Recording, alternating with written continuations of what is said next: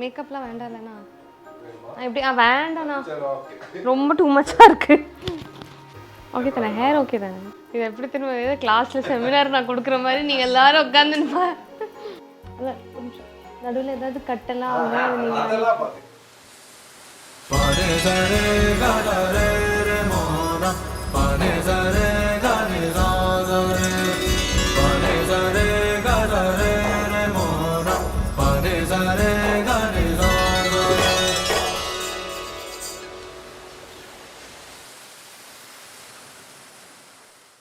So first வந்து எங்கள் love 2013 start ஆச்சு. நார்மலாக பார்த்தீங்கன்னா கேர்ள்ஸ் மோஸ்ட்டாக வந்து ப்ரொப்போஸ் பண்ண யோசிப்பாங்க, ஒரு க்ரஷ் லைட்டாக இருக்கும், ஆனால் சொல்ல மாட்டாங்க. அப்துல் தான் ஃபஸ்ட்டு ப்ரொப்போஸ் பண்ணது. ஸோ ப்ரொப்போஸ் பண்ணி அப்படியே நான் அதெல்லாம் வேண்டாம், எதுக்கு இதெல்லாம் வேண்டாம், ஒத்துக்கவே மாட்டாங்க வீட்டில், கண்டிப்பாக முஸ்லீம் கிறிஸ்டின் வாய்ப்பே இல்லை அப்படிலாம் சொல்லிட்டேன். அதுக்கப்புறம் கொஞ்ச நாள் பேசினோன்னே எப்படியோ இது எதுன்னு பண்ணி மாற்றிட்டான்.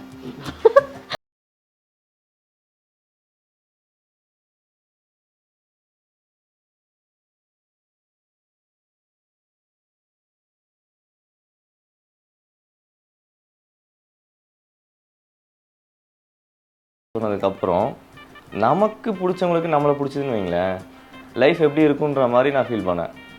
அது உண்மையாக சொல்ல எனக்கு பர்சனலாக ஃபீல் ஆனது என்னென்னா கலர்ஃபுல்லாக ஃபீல் ஆச்சு. ஏன்னா இது வந்து இங்கிருந்து வந்தால் வராதுன்னு நான் நினைக்கிறேன். உள்ளேருந்து அந்த லவ் பறக்கும், உள்ள பட்டாம்பூச்சியெல்லாம்.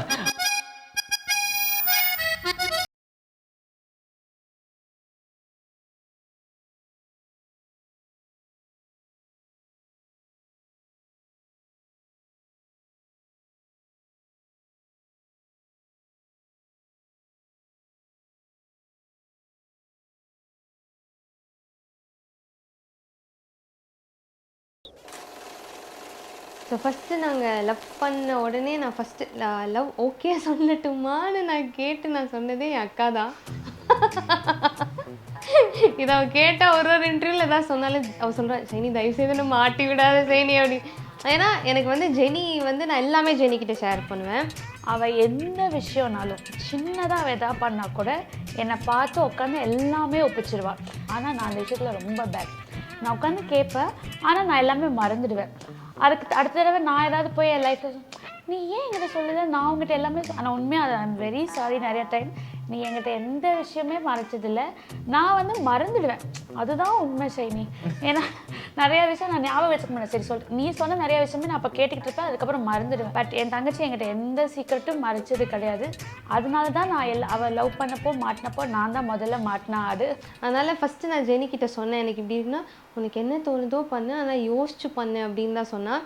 அப்புறம் நான் யோசிச்சதுக்கப்புறம் இந்த மாதிரி ஒரு பர்சன் நமக்கு கிடைக்க மாட்டாங்க அப்படின்னு சொல்லி நான் முடிவு பண்ணதான். அண்ட் எல்லாரும் பார்த்திங்கன்னா பார்க்கும்போது 10 இயர்ஸுங்கும் போது ஓகே ரொம்ப ஸ்மூத்தாக தான் போயிருக்கோம் அப்படின்னு தான் நினச்சிருப்பாங்க. பட் ஸ்மூத்தாலாம் போகல. ஃபஸ்ட் இயர் ஒரு எக்ஸைட்மெண்ட்டில் இருப்போம்ல, லவ் பண்ணியிருக்கோம், வெளியே போகணும், ஜாலியாக அதெல்லாம் இருந்துச்சு. ஆனால் 2014 ரியாலிட்டி வந்துச்சு. அப்போ வந்து நாங்கள் ஃபஸ்ட் டைம் வெளியே போனோம். அண்ட் என்னோடய டியூட்டர் பார்த்துட்டாங்க. பார்த்த உடனே பைக்கில் வேறு போனோம். அப்போல்லாம் நான் நல்லா கவர் பண்ணுறேங்கிற பேரில் நெட்டு ஷாலெல்லாம் எடுத்து போட்டேன். அப்பட்டமாக தெரிஞ்சிடுச்சு. அப்போது சிக்னலில் வந்து என்னோடய டியூட்டர் என்னை பார்த்துட்டாங்க. பார்த்து நான் அவளுக்கு சொல்கிறேன், அப்துல் டியூட்டர் நம்மளை பார்த்துட்டாங்க இந்த சைடு திரும்புன்ற. அப்துல் ஹாய் மேம் அப்படின்னு. ஹாய் மேமா, அவ்வளோதான் முடிஞ்சுது. அப்போ தான் நாங்கள் வந்து ஏதோ படத்துக்கு போகலான்னு போனோம். அப்புறம் அங்கே போய் ஒரே அழுக, படத்துக்கும் போகாமல் வெளியே உட்காந்து நான் அழுதுகிட்டே இருக்கேன். அப்படி கூட பார்த்துக்கலாம், எப்படி இருந்தாலும் நீயா போய் வீட்டில் சொல்ல மாட்டேன், இது ஒரு நல்ல சான்ஸ், அதுவாக தெரிய போகுது. அப்புறம் அம்மா கால் பண்ணாங்க, எங்கே இருக்கேன், சீக்கிரம் வீட்டுக்கு வாங்க. ஓகே தெரிஞ்சிச்சு அப்படின்னு நினச்சிட்டு அப்புறம் வீட்டுக்கெலாம் போக அவ்வளோ பயமாக இருந்துச்சு. அப்புறம் போனோன்னே ஆஸ் யூஸ்வல் எல்லோரும் எக்ஸ்பெக்ட் பண்ணலை, ஷைனி லவ் பண்ணுவாளா அப்படிங்கிற மாதிரி இருந்துச்சு. வீட்டில் ஸ்டார்டிங் எல்லாருமே அப்போஸ் பண்ணாங்க. ஏன்னா கண்டிப்பாக இருக்கும், அப்போஸ் பண்ணுவாங்க. நானே ஒரு பேரண்ட்டாக இருந்தாலும் ஸ்டார்டிங் அப்படி தான் இருக்கும். அதனால் அப்போஸ் பண்ணாங்க. அப்துலுக்கு ஒரு சைடு அவங்க வீட்டு சைடோ இல்லை ரிலேஷன் சைடோ அவங்க அந்த ப்ரெஷர் இருந்துச்சு, எனக்கு இந்த சைடு ப்ரெஷர் இருந்துச்சு. அண்ட் அந்த ப்ரெஷர் கொஞ்சம் அதிகமாக எங்களுக்குள்ளேயே ஒரு பயம் வர ஆரம்பிச்சிது.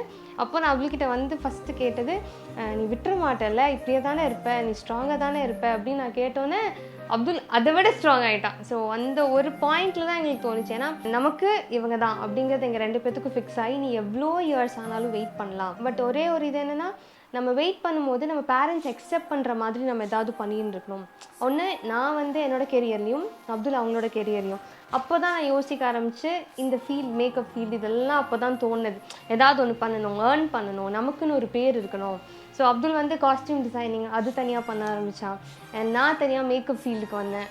இந்த 4 வருஷத்தில் அவளை ஃபஸ்ட்டு பார்த்த ஷைனிக்கும் இந்த 4 வருஷத்துக்கு அப்புறம்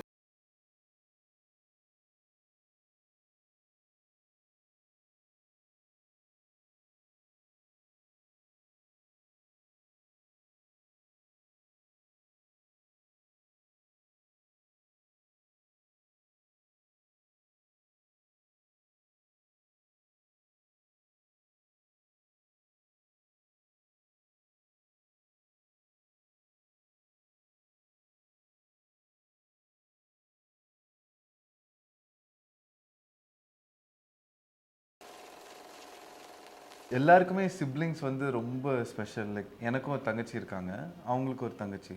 ஸோ அப்படி இருக்கப்ப நானும் என் ஒய்ஃபுக்கு கனெக்டான ஒரு இம்பார்ட்டண்ட்டான விஷயம் வந்து சிப்ளிங் லவ் தான். ஆமாம், எங்களுக்கு கல்யாணம் ஆன பஸ்ஸு ஸ்டார்டிங்கில் பிரகாஷ் கூட பேசவே மாட்டா, ரொம்ப நான் யோசித்தேன், இந்த பொண்ணு கல்யாணத்துக்கு முன்னாடி நல்லா பேசிச்சு, கல்யாணத்துக்கு அப்புறம் நான் கேட்டேன் நான் ஏதோ தப்பாக பேசிட்டேனா இல்லை ஏதோ ஏன் பாப்பா பேசவே மாட்டேங்கிறா, ஏன் பாப்பா. அதுக்கப்புறம் ஒரு வாரம் கழிச்சு சொல்கிறாங்க இல்லை அவளுக்கு என் மேலே பொசசிவ். பாரு கல்யாணம் மட்டும் தான் இருக்கு, நான் உன்னை ஒன்றும் கடத்தி கொண்டு போகல, எங்கேயும் போகல. And more like she is also my சிஸ்டர்டா. அதுக்கப்புறம் கொஞ்ச நாள் அப்புறம் now she is like very comfortable, எதுனாலும் சொல்லுவாங்க.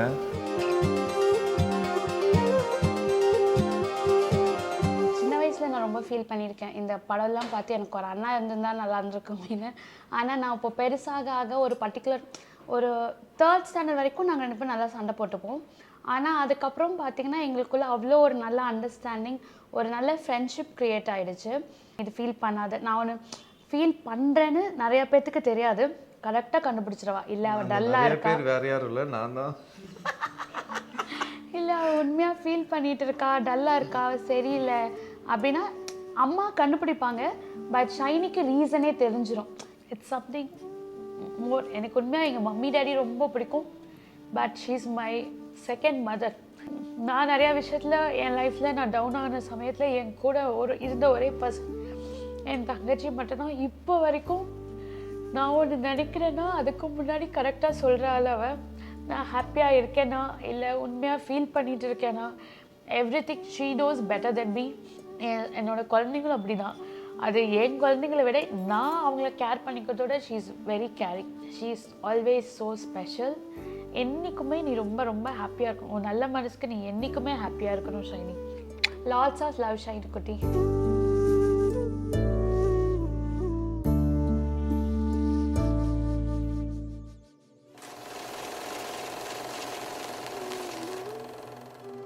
எனக்கு வந்து பெஸ்ட்டு எனக்கு என் பிள்ளைங்களை விட, நான் இந்த இடத்துல என் பிள்ளைங்களை விட எனக்கு என் ஹஸ்பண்ட் தான் எனக்கு பெரிய பெரிய கிஃப்ட்டு. எனக்கு இந்த உலகத்தில் வேறு எதுவுமே இல்லை, எனக்கு அவர் மட்டும்தான். அவர் மட்டும். ஆக்சுவலி நீங்கள் அப்துல் ஷைனி லவ் கேட்குறீங்க, எங்கள் மம்மி டேடியோட லவ் அதை விட டிஃப்ரெண்ட்டாக. Actually my mom loves my dad so much. இவங்கெல்லாம் கேட்டால் கூட அவங்க லேட் பண்ணுவாங்க என் ஒய்ஃபு. ஆனால் நான் எதாவது கேட்டேன்னா உடனே கொண்டு வந்து கொடுத்துருவாங்க. எனக்கு ஏதாவது பால் வேணுமா, சாப்பாடா, உடனே ஷைனி தான் முதல்ல கேட்பேன். ஏம்மா நாங்களே இவ்வளோ தூரம் கேட்டோம், நீங்கள் டேடி வந்துன்னு மட்டும் பண்ணுறீங்களான்னு என்னை வம்புக்களுப்பா அவ்வளோ தெரியும்.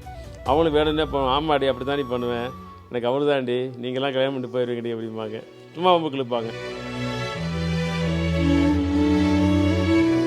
அவருக்கு கேட்பாங்க, பிள்ளைங்கள எல்லாம் கேட்பாங்க உங்களுக்கு என்னம்மா வேணும் அப்படின்னு. எனக்கு அவர் மட்டும்தான் போதும், எனக்கு இது வேணும் அது வேணும். அவர் கூட அவர் கூட கொஞ்ச நேரம் பேசினாவே எனக்கு அப்படியே அந்த உலகத்தையே நான் வாங்கின மாதிரி. எனக்கு அந்த மைலேஜ் போட்டிருந்தாங்க, இது மெஹந்தி போட்டிருந்தாங்க, மெஹந்தியில் என் ஃபோட்டோ போட்டது காமிச்சாங்க. நேற்று பார்த்தோன்னே வந்து என் ஃபோட்டோ தான் அவங்க வரைஞ்சிட்டு வந்து எனக்கு காமிச்சாங்க. சர்ப்ரைஸாக நடந்துச்சு அது.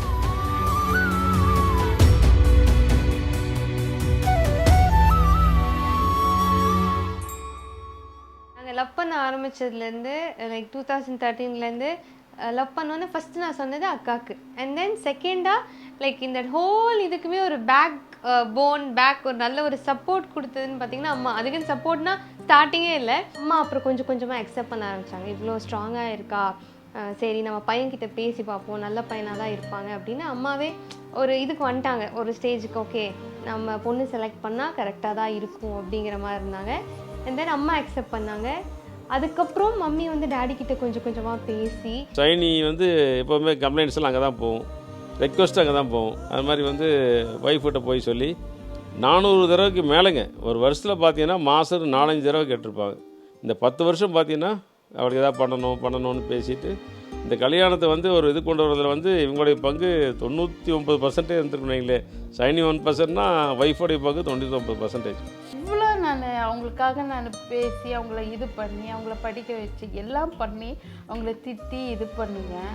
அவங்களோட காரியம் ஏதாச்சும் வேணும்னாலும் அதுக்காக நான் எவ்வளவோ போராடுவேன். கடைசியாக வந்து எல்லாம் வந்து அப்பா தான் பண்ணனாங்கன்ட்டு சாதிப்பாளுங்க பாருங்க. போடுவாங்க, ஸ்டேட்டஸ் போடுவாங்க, இன்ஸ்டாகிராமில் போடுவாங்க. அதே இல்லையாம்மா, எனக்காக எல்லாத்துக்கிட்டையுமே போய் பேசுவாங்க. டேடி கிட்டே ஆகட்டும், அப்பா கிட்ட, மம்மியோட ஃபேமிலி கிட்ட, எல்லாத்துக்கிட்டையும், தாத்தா அம்மாச்சி எல்லாத்துக்கிட்டையுமே பேசுவாங்க. என்னோட ஃபுல் ஸ்டோரிக்கும் ஒரு நல்ல ஒரு சப்போர்ட் பார்த்திங்கன்னா அம்மா தான்.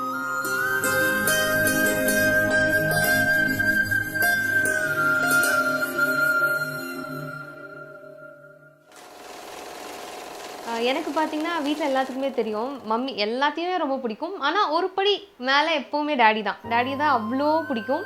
ஸோ நாங்கள் 2 பேர் வந்து அப்பா பொண்ணுங்கிறத விட 2 பேர் best friends. She loves my dad so much. ரொம்ப ரொம்ப பிடிக்கும். எங்கள் டேடி ஒன்று சொன்னால் அப்படியே கேட்பா. என்றைக்குமே எங்கள் டேடியை விட்டு கொடுத்ததே கிடையாது. டேடி வந்து நான் என்ன பண்ணாலும் என்கரேஜ் பண்ணுவார். லைக் இது பண்ணாத அப்படி எதுவுமே சொல்ல மாட்டாங்க.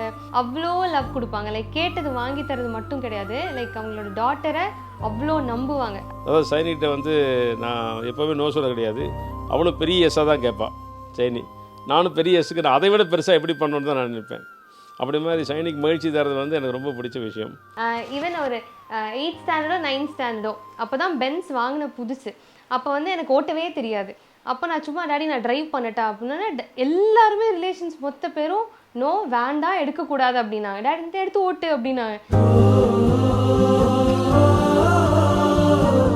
அப்போ தான் ஃபஸ்ட் டைம் நான் கார்லேயே உட்காடுறேன். அந்த மாதிரி அப்போ எடுத்து நான் பழகினதே பென்ஸில் தான்.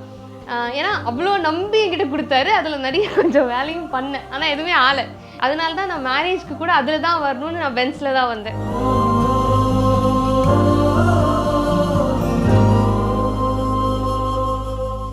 அதுக்கப்புறம் ஃபஸ்ட் டைம் வந்து டேடிக்கு வந்து ஷைனி லவ் பண்ணுறா அப்படின்னு தெரிஞ்சோன்னே டேடிக்கு ரொம்ப ஷாக்காக இருந்துச்சு. எனக்கு நானும் டேடியும் ஃபேஸ் பண்ணுறதே எங்களுக்கு ரொம்ப ஒரு மாதிரி இருந்துச்சு. ஏன்னா ஒரு டேடி ஒரு டாட்டர் ரிலேஷன்ஷிப்புக்குள்ளே இன்னொரு பர்சன் வராங்கங்கும் போதே டேடிக்கு அந்த இமோஷ்னல் அதெல்லாம் யோசிக்க ஆரம்பிச்சிட்டாரு. அதனாலே நானும் டேடி கொஞ்சம் பேசாமல் இருந்தோம், லைட்டாக அப்படியே பார்த்துக்கிட்டு அந்த மாதிரி தான் இருந்தோம். ஆனால் எனக்கு தெரியும் டேடிக்கு புரிஞ்சிரும்னு. பட் அந்த ஸ்டார்டிங் கொஞ்ச நாள் அப்படி இருந்துச்சு. அப்போ நான் டேடிக்கிட்ட ஒன்றே வந்து தான் சொன்னேன், எனக்கு ஏதாவது ஒன்று வேணும்னா நான் ரொம்ப யோசிப்பேன் டேடி. அதே ஒரு லைஃப் பார்ட்னர், இப்போது நீங்கள்லாம் உங்கள் கூட நான் இருக்கிற லைஃப் பார்த்தீங்கன்னா 25-27 இயர்ஸ். ஸோ மிச்சம் எவ்வளோ இருக்கோ அந்த மொத்த காலமும் என்னோடய லைஃப் பார்ட்னர் கூடவே இருக்க போகிறாங்க. அப்படி கூடவே இருக்கிற பர்சனை எப்படி செலக்ட் பண்ணணும்னு எனக்கு நல்லா தெரியும். ட்ரஸ்ட் பண்ணுங்கள், எனக்கு இவங்க கூட இருந்தால் மட்டும்தான் சந்தோஷமாக இருக்க முடியும் அப்படின்னு மட்டும்தான் நான் சொன்னேன்.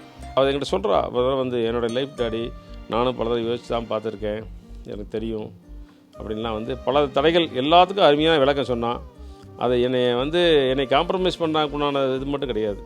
முழுக்க அதாவது வந்து மெச்சூர்டாக பேசினா ஒவ்வொரு தடையுமே எனக்கு பிடிச்சிருந்தது. ஃபைனலாக ஒரு நாள் திடீர்னு டேடிக்கு என்ன தோணுச்சுன்னே தெரில. அப்போ வந்து முன்னாடி நாள் வந்து நாங்கள் அபியும் நானும் படம் பார்த்துட்டு இருந்தோம்.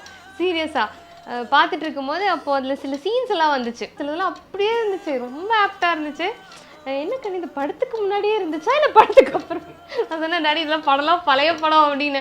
அப்புறம் அது பார்த்துட்டு அடுத்த நாள் வந்து நான் சும்மா ஒரு டேடிக்கு ஒரு ஸ்டேட்டஸ் போட்டேன், ஒரு போஸ்ட் போட்டேன் இன்ஸ்டாகிராமில்.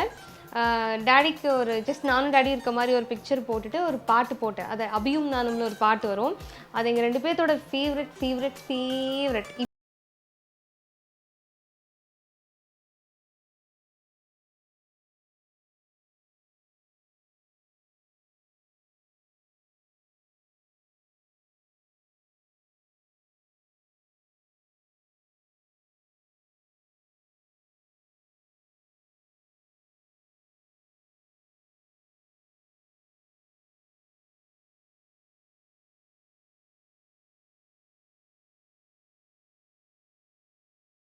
வெக்கப்படுங்க வெக்கப்பட சொல்றாங்க. வெக்கப்படணுமா? ஸோ அந்த நான் பாட்டு போட்டோன்னே அவர் என்ன நினச்சான்னு தெரில. கிட்டத்தட்ட அந்த ஒரு போஸ்ட்டை மட்டும் எல்லாரும் சொல்லிட்டாங்க, டேடி 100 தடவை பார்த்து அழுதாங்க. எப்போ டேடியை பார்த்தாலும் அதை பார்த்துட்டு அழுதுட்டு இருக்காரு. கம்பெனியில் போனாலும் அந்த போஸ்ட்டை பார்க்குறாரு. அபியும் நானும் பார்த்தவரை ரொம்ப அழுதுட்டேன் நான். ஏன்னா அபியும் நானும் பார்த்தீங்கன்னா ஃபராஸ் பாஜ் பண்ணுறதெல்லாம் நான் பண்ணதில் ரொம்ப கம்மி. அவன் கம்மி. நான் நிறைய பிரகாஷ் மாதிரிலாம் ஆகியிருக்கேன். அந்த மாதிரிலாம் மிஸ் பண்ணியிருக்கிறேன். இவங்கெல்லாம் டூர் போகும்போது பெரிய பொண்ணு டூர் போக மாட்டான்.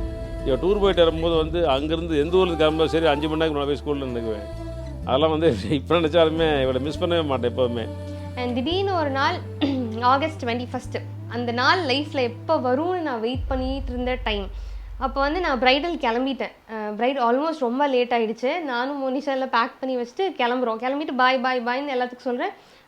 டேடியும் அப்பாயும் கண்ணு ஒரு நிமிஷம் வெயிட் பண்ண, இங்கே உட்காரு, உங்ககிட்ட கொஞ்சம் பேசணும். இல்லை டேடி பேசிக்கலாம், எனக்கு டைம் ஆகிடுச்சு, நான் போகிறேன் அப்படின்னு. இல்லை லைஃப்பை பற்றி ஃப்யூச்சரை பற்றி அப்படின்னாங்களா. நான் அப்படியே திக் மூமெண்ட் ஆகிடுச்சு, ஐயோ அப்படின்னு. அப்புறம் உட்காந்தோன்னே டேடி டக்குன்னு சொல்லிட்டாங்க, உனக்கு க்ரீன் சிக்னல் தான் கண்ணு, எனக்கு ஓகே தான் அப்படின்னு. க்ரீன் சிக்னலாக ஓகே. அப்போ எனக்கு உண்மையாலுமே நான் அந்த சோஃபாவில் இப்படியே இருக்கேன் ஒரு ஷாக்கில். உண்மையாலுமே ஒத்துக்கிட்டாரா, இது கனவா நிஜமான்னு அப்படியே ஷாக்கில் இருக்கேன். கண்ணில் தண்ணி வரல, அப்படியே சிரிச்ச மாதிரி நான் டேடியவே பார்த்துட்டு இருக்கேன். அவனால் என்ன செய்யறது தெரியல. சனின்னு தட்டுறேன். ஆனால்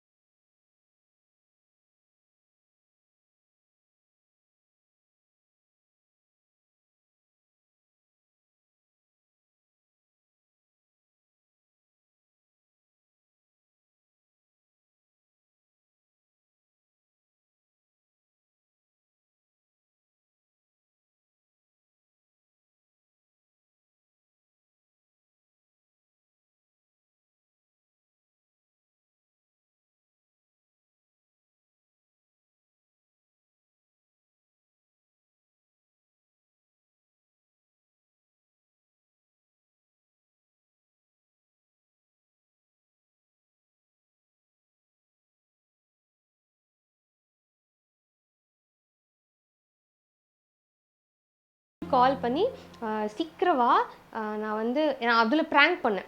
சீக்கிரவா ரேடிசன் ப்ளூக்கு உங்ககிட்ட கொஞ்சம் இம்பார்ட்டண்ட்டாக பேசணும், நம்ம லைஃப்பை பற்றி அப்படின்னா.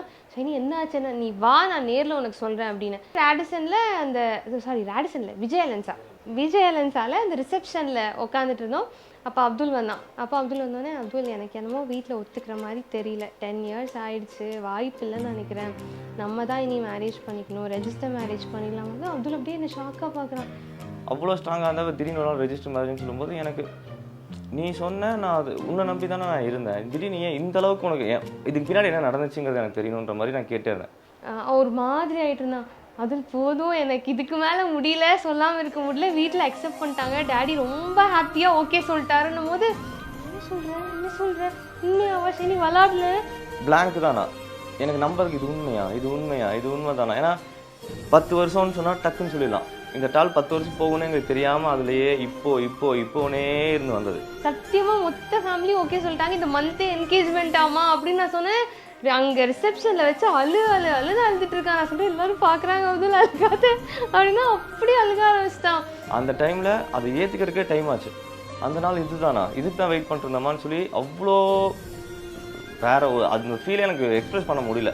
அந்த மாதிரி ஒரு நாள் அதான் சொல்லிட்டு அந்த நாள் இந்த மந்த்ல என்கேஜ்மெண்ட்டு 10 நாள் எல்லாம் சொல்லுமா நான் சொன்னேன். அப்துல் சொன்னா இன்னைக்கு டே என்னோடது அப்படின்னு சொல்லி ஃபுல்லாக என்ஜாய்லாம் பண்ணிட்டு அப்புறம் அடுத்த நாள்லேருந்து மேரேஜ் ஒர்க் ஸ்டார்டட். லவ் பண்ணும்போதே நான் சொல்லிட்டு இருப்பேன் அப்துல்கிட்ட. அப்துல் சொல்லுவான், இல்லை நம்ம மேரேஜ் வந்து சிம்பிளாக நடந்தால் போதும் ஷைனி, முதல்ல அக்செப்ட் பண்ணுறதுங்கிறதே பெரிய விஷயம், அக்செப்ட் பண்ணால் நம்ம நார்மலாக நடத்தலாம், ஏன்னா எந்த ஒரு பிரச்சனையும் வேணாம், அக்செப்ட் பண்ணுறதே பெரிய விஷயம்னு விட்டுறலாம் அப்படின்னு. அப்பயும் நான் வந்து ஏன்னா நாங்கள் 2 பேரும் ஒரு தீவிர யூனிவர்ஸ் பிலீவர்ஸ், லைக் ரொம்ப நம்புவோம். நான் அப்போவும் சொன்னேன், நீ வேணா பாரு, ஒரு நாள் நம்ம மேரேஜு எல்லா கோயம்புத்தூர்ல எல்லாத்துக்கும் தெரியும், அந்த அளவுக்கு நம்மளோடது கிராண்டாக நடக்கும், எல்லாத்துக்குமே தெரியும்னும் போது அதுவும் நம்ம இல்லை, ஏன் இவ்வளோ எக்ஸாஜரேட் பண்ண, இவ்வளோ எக்ஸ்பெக்ட் பண்ணாத அப்படின்னு நான் சொன்னேன். எனக்கு நடந்தால் அப்படி தான் நடக்கும், நீ வேணா பாரு. அதே மாதிரி கிராண்டாக செம்மையாக ஒரு ட்ரீமியாக இருந்துச்சு எங்களோட வெட்டிங்.